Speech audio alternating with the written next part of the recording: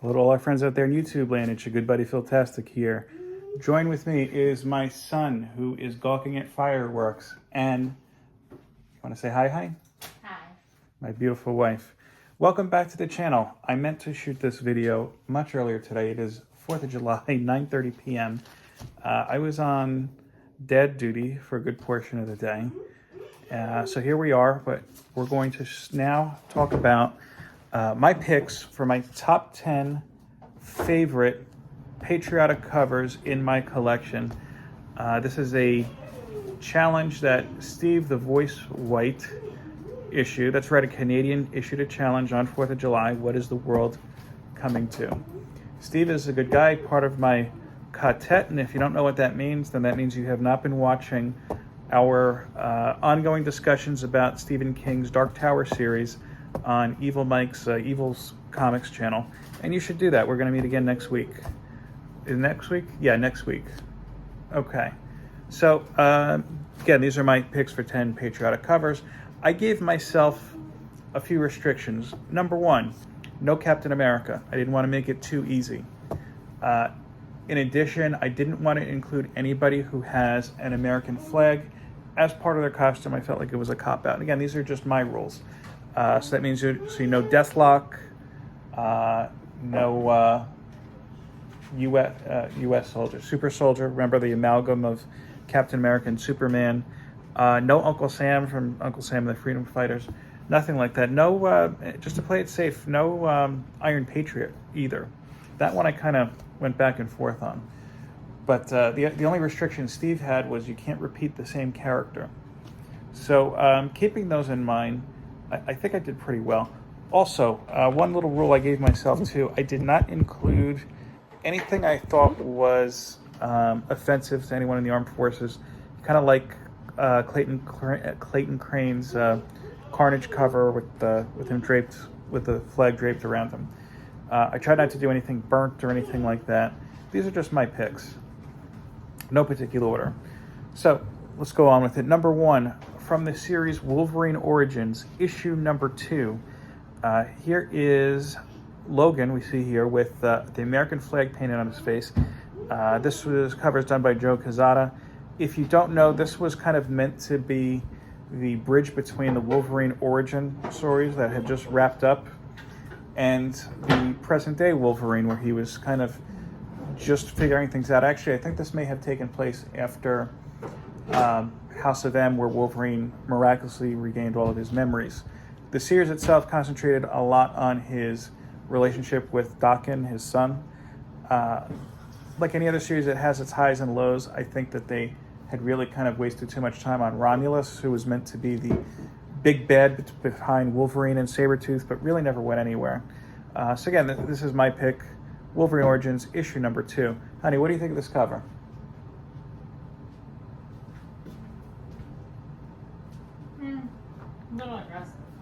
A little aggressive. Well, it's a Wolverine cover. Shouldn't it be aggressive? It's very aggressive. Hey, buddy, come here. Come here. Come on. What do you think of this cover? Yes or no? Thumbs up or thumbs down? Good or bad? Yes? He's just trying to see the camera. Yes, he nodded. I didn't see a nod. Okay. He approves. High five. Good job. Next up, and that was from 2006. Next up, Action Comics number 1007. I didn't read Brian Michael Bendis' run on Action Comics and Superman. From what I understand, pal, my son's right here, not many people enjoyed it. This was, I believe, the beginning of the Leviathan Rising storyline from back in 2019. Regardless, I saw this cover by Patrick Gleason. This is the cover B, and I really, really enjoyed it. You know, most people associate Patrick Gleason, especially from 2019, with those SpiderMan covers. This is my top one, and this is something I would get signed in a minute. So again, Action Comics number 1007 for 2019. Honey, what do you think?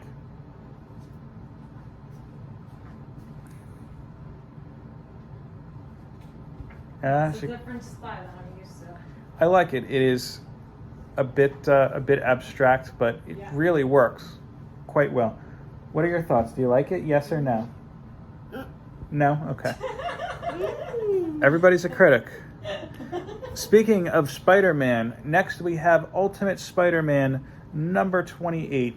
I'm going to be honest with you, I read this series. I thoroughly enjoyed it. It was my favorite of the Ultimate line. I have not checked out the new Ultimate Spider-Man series, though I hear many people enjoy it.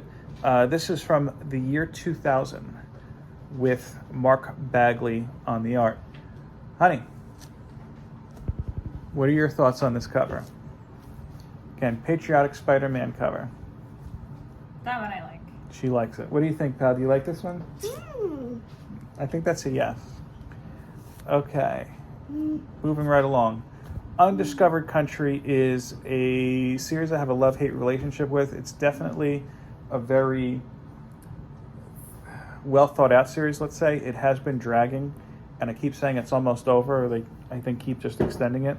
Nonetheless, it has some really striking patriotic covers, and this one is my favorite so far. This is issue number 19 that came out very recently, actually, in 2022. So, honey, I'm trying to do this. what are your thoughts? That one I like. That one you like. What do you notice, by the way, that's missing in this map? The U.S. Yes, the United States is missing. If you've read the series, even just the basis for the series, then you might know what it's about. Buddy, what do you think of this cover? Yes or no? Yes or no? I don't know what that is. I'm going to say a no. Okay. You said no, you want like this. Okay. Next, people like Venom. Venom's popped up a whole lot, especially with the films in the last couple of years. But before the films, back in the year 2011, pal, did you know there was a different Venom host? It was Flash Thompson from SpiderMan. He had lost his legs during the Iraq War, but the government thought he was a good soldier and gave him the Venom symbiote with a couple enhancements so they can control him, and he became Agent Venom in the Rick Remender series. I dropped off after Colin Bunn started the series. I thought it just kind of took too many turns. But here we go. This is Venom. I say Agent Venom, not Ancient. Agent Venom, issue number 4. My wife is taking a pill, but she will come over as soon as she's done and give us her thoughts. Buddy, what are your thoughts on Agent Venom? I'm not taking a pill, I'm taking my vitamin. Which is in what form? It's not a pill, it's a supplement. It's a capsule? Yeah. Agent Venom. Too aggressive. What? Too aggressive. Too aggressive. What are your thoughts, pal? No? Okay. Next up, we have Ms. Marvel number 1. She's gonna hate this one. From 2006. This is the Carol Danvers Ms. Marvel before she became Captain Marvel, drawn by the very talented Frank Cho, who makes some very humorous custom covers. Honey, what do you think of this one? This is Captain Marvel's old costume. Yeah. No. Buddy, what do you think of this one? No. Thank you, Matt. And it's another Miss Marvel, but not the same Miss Marvel. I didn't break my own rules, and this is a little bit of a blurry picture. I'll have to get a better one for when I edit. Ms. Marvel, Kamala Khan is a character that I really have enjoyed. I've shared some Ms. Marvel comics with my wife in the past. We both enjoyed the live-action version of her, I believe. This is Ms. Marvel number 13, art by the very talented Joelle Jones, who's more famous, I think, for her Batman. I'm sorry, for her Catwoman run from 20. This is a 2015 cover. Honey, what do you think of this one? Oh, I know this one. Yeah, it's not bad. Buddy, what do you think of this cover? You like it? No? No. He is a tough critic. Next, we're going way back to the year 2006. DC was putting out an issue of an ongoing series every week called 52. This was the cover for week 44, drawn by J.G. Jones, where we have, I can't remember the names, Firestorm, I almost said Firestar. Along with it, I see it looks like a member of the Metal Men, and I think that's Ambush Bug in the back. I'm not familiar with the other characters. I don't go deep with DC. You guys know that. Saying, we want you for the new Justice League. So here we go. From the year 2006, J.G. Jones, 52, week 44. Honey, what are your thoughts? Too much. Too much what? Busy. It's There's a supposed lot to. going It's on. supposed to be a take on the Uncle Sam. We want you picture. Buddy, what do you think? You like that picture? You're not looking. Do you like this one? Oh, he wants a hug. Okay. Okay, we're almost there.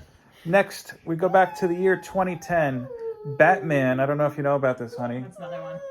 was setting up different kind of, what do you call it? Franchises, if you will, of Batman across the world. And this was in the series Batman Inc., written by Grant Morrison. This is the cover to issue number 4. It says 4. I thought it was 24. We'll say 4. This is when comics from DC were only $2.99, honey. This is by J.H. Williams II. Honey, what do you think of this cover? That's interesting. I like that. Bottom up perspective, we've got Batman and Batwoman. Yeah. Above, that's his cousin. I don't know if you know about that. Yeah. What do you think of the cover, pal? Do you like this one? Do you like this cover? Do you like it? He didn't say yes or no. So, and last but not least, from 2007, before he was a movie star, Iron Man was in a book, in a comic book, perhaps more accurately. This is when Iron Man became director of S.H.I.E.L.D. I think this was actually before really Marvel was giving him a big push, if I'm not mistaken. This is Iron Man, issue number 21, covered by Gerald Pavel. My wife is washing her hands because we have one more cover left. She couldn't wait 30 more seconds. I didn't know it was your last one. It's the last one. Yes, I Iron Man 21, 2007. Honey, what do you think of that cover? Not my favorite. No. Buddy, come here. Come here. Quick, quick, quick. Do you like this cover? Yes or no? Do you like it? I'm going to say that's a yes. Unless you say differently. He ran away. Well, that's my top 10. Honey, what was your favorite? The upside down one you were showing. The Not upside- the other one. I said was different. The Batman? Yeah. Okay. Well, there you have it. That's my 10. It might be different from your 10. That's okay. No matter where or when you're watching this, I hope that you have a happy 4th and a happy evening. Peace, love, and comics. Take care.